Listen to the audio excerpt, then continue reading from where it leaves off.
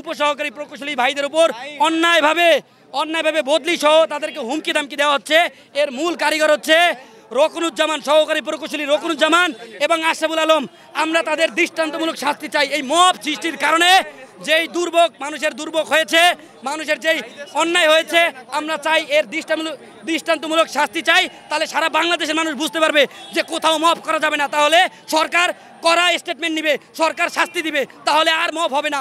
এইটার জন্য চাই এই রংপুর থেকেই শুরু হোক মবকারীদের বিরুদ্ধে শাস্তির মাধ্যমে সারা বাংলাদেশের মানুষ জানুক। এটাই আমার বক্তব্য। আসসালামু আলাইকুম। জানতেছেন যে 3 দফা দাবি নিয়ে, অযৌক্তিক দাবি নিয়ে আমাদের বুয়েটের ভাইরা আমাদের বিপরীতে আন্দোলন করতেছে। শাহবাগে অনেক ঝামেলা হয়, এর বিরুদ্ধে আমরা এবং নেসকোতে যে মব সৃষ্টি হয় তার জন্য আমরা আমাদের সকল পলিটেকনিক থেকে আজকে রংপুরে লং মার্চ ঘোষণা করছি এবং তার জন্যই আমরা আমাদের আমরা আমাদের সকল কার্যক্রম সম্পূর্ণভাবে সমর্থন করার জন্য আমরা এখানে সবাই আন্দোলন করতেছি।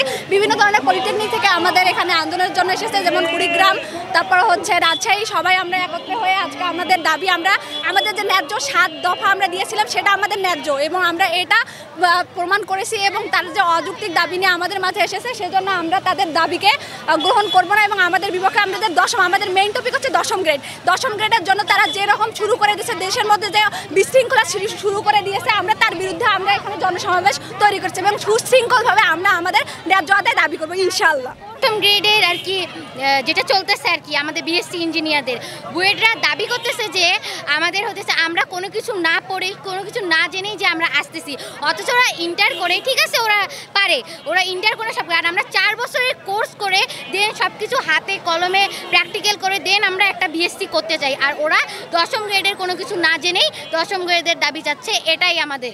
যে আপনারা জানেন যে গত 25 তারিখে নেসকোতে বহিরাগত কিছু লোক নিয়ে এসে সহকারী প্রকৌশলী রকনুজ্জামান রকন যে মবটা সৃষ্টি করেছে, সেই মব সৃষ্টি করার কারণে আমাদের উপসহকারী প্রকৌশলী কিছু ভাইদের হেনস্থা করা হচ্ছে।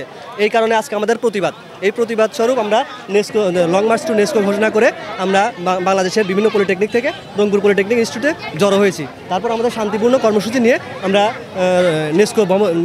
নেসকোর দিকে যাচ্ছিলাম। এইটাই হচ্ছে আমাদের আজকে মূল কর্মসূচি। আমি রংপুর পলিটেকনিক ইনস্টিটিউটের একজন শিক্ষার্থী, নাম সৈয়দা নদিয়া জাহান নদী, ইলেকট্রিক্যাল ডিপার্টমেন্ট 4th সেমিস্টার। আজকে এই আন্দোলনে লং মার্চ টু নেসকো ঘোষণা করা হয়েছে এজন্য যে আমাদের ডিপ্লোমা উপসহকারী প্রকৌশলীদের বিরুদ্ধে মব সৃষ্টি করেছেন রকনুজ্জামান, অভিযোগটা তুলেছেন তা সত্যিও তা অযৌক্তিক। যেটা আমরা উপসহকারী প্রকৌশলীরা যে কাজগুলো করি তা কখনো 9ম গ্রেডের কর্মকর্তারা করতে পারে না।